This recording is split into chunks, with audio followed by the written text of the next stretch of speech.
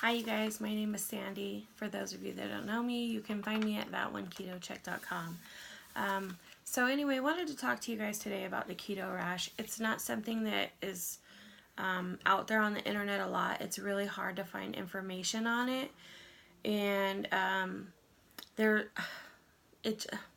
I've been searching forever and there's just not a whole lot of information on it. So first of all, I don't have any makeup on.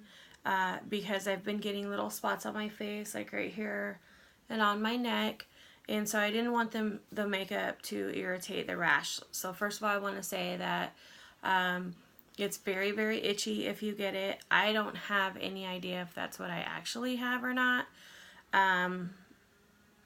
It's horrible. So about 3 weeks ago, I got back into doing a keto diet, and I've been very, very strict with it. I've been doing keto off and on since August.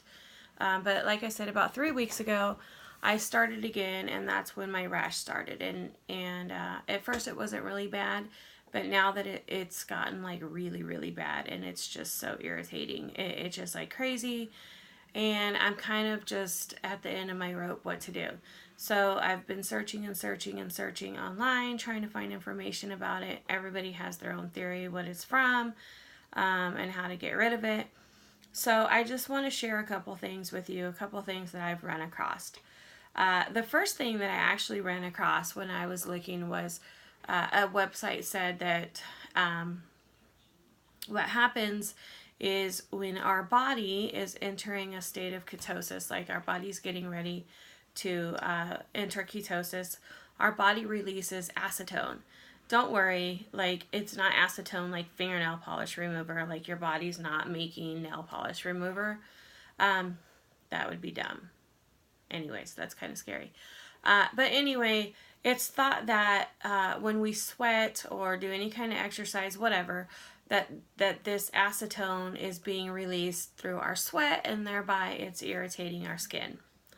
That was one theory that I ran across. And their solution for that was just don't sweat. Well, I live in Southern California, so that's really not possible. And if you live in other states like Arizona, Nevada, Texas, Florida, I mean, you're going to sweat. That's all there is to it, right? You're just going to sweat. And so they had said another thing that you could do is eat carbs, make sure that you get out of ketosis, and then it will start going away. Well, that wasn't an option for me, because anybody that knows me knows that once I start eating carbs and I get into that way of eating, it's really, really hard for me to go back to eating keto. Like, I'm a carb junkie like crazy. I love candy, I love soda, I love all these things. Hello, that's why I'm overweight. Anyways, so it's really hard for me to get out of that eating habit and to get back into my plan. So since I had been doing so good, implementing carbs back into my diet was not an option. So it left me searching some more. And all over YouTube, I noticed that everybody talks about Dr. Berg, and they seem to think that what this guy says about this keto rash is just like the rule. It's like law. It's like he knows what he's talking about. I actually don't know if he knows what he's talking about, but we're about to see. So I took some notes on his video so I could share them with you guys. He says that this is his theory. So again, it's a theory. He hasn't proven it. But he says that he actually believes that the keto rash and the itching and this horribleness is coming from your liver. He says he believes high levels, I took notes because I didn't want to get it wrong. He says high levels of histamines are dumped from the liver. So he believes what happens is when we switch to a ketogenic diet and our body starts running on ketones, whether our body is making ketones or whether we're taking exogenous ketones like I do, that our body is releasing tons and tons of fat, and all of that is coming out through the liver. And this fat holds lots of chemicals and toxins. And so he believes that if we don't have enough bile in our gallbladder when we're on a keto diet, that our body may not be able to release these toxins. And so when our body's not able to release these toxins, what happens is we get this horrible rash and all this itchiness and stuff. So he says that bile basically has two purposes. One of them is to break down the fats, and the other one is to eliminate the toxins. And so this really got me thinking, okay, first of all, I don't even have a gallbladder. So that I very well could have this keto rash, right? Because I don't even have a gallbladder. That for this bile to be breaking up all and releasing, getting rid of all these toxins in the proper way.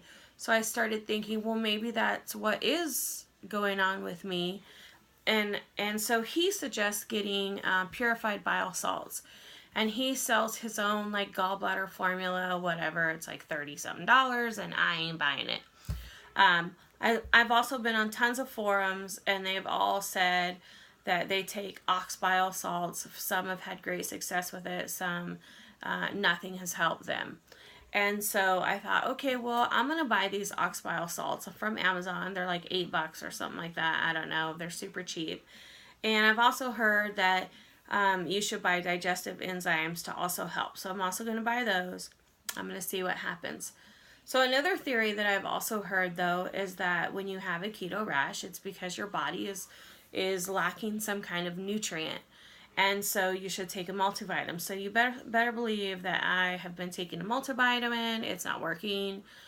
So I'm just going to continue taking a multivitamin, and in addition to ox bile salts and these digestive enzymes. Anyways, again, like I said, I'm not sure if this is what I've had, if this keto rash is what I have. It's all over my body. They say that a keto rash you get on your shoulders and your back, and where else did they say? I guess it could get on your hands. It gets on your stomach and like your neck and stuff like that. And it's rare that you get it on your face. I'm just going to tell you right now, I have it all over my front. I have it all over my back. It's up and down my arms. It's up and down my legs, front and back. I've gotten little spots here and there on my feet. I've gotten little spots here and there on my hands. I've gotten little spots on my neck. It's just now starting to get a little bit on the base of my neck, on the back. I've gotten little spots on my face, as you can see now. I even got one on my eyelid earlier. I've been popping Benadryl like crazy just to stop the itching. Nothing is taking these hives away, so I'm like, I don't even know what to do right now. I'm ready to just claw my skin off. And in fact, I have some on my arm right now, and I'm not sure if you could see it, but this is what mine looks like. So, I mean, can you see that? Like, I don't even know if this is what I have. I've been getting it on my chest. That's one right there. Yeah, I don't even know. I had one on my hand earlier. Actually, you might be able to see it. That's what that is. They say the keto rash can also look like eczema.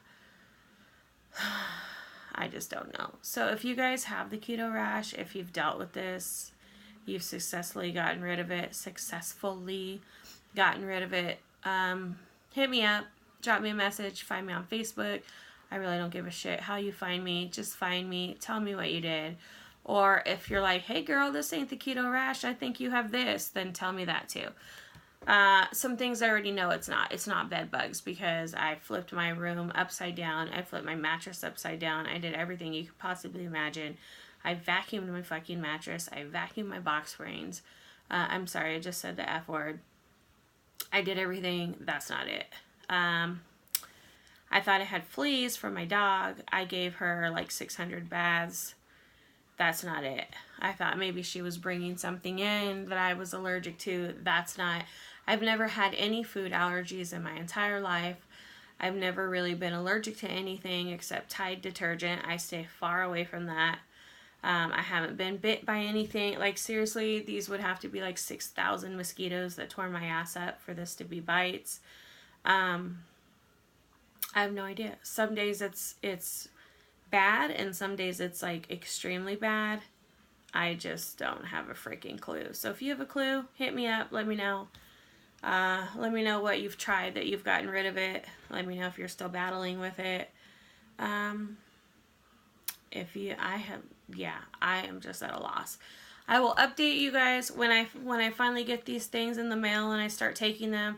I will update you guys. I will let you know how it goes. For now, I'm just going to keep popping my Benadryl to take the itchiness away, and hope and pray that these bile salts and these digestive enzymes work. But until then, stay tuned. I will update you how I'm doing, and I will talk to you guys later. Bye.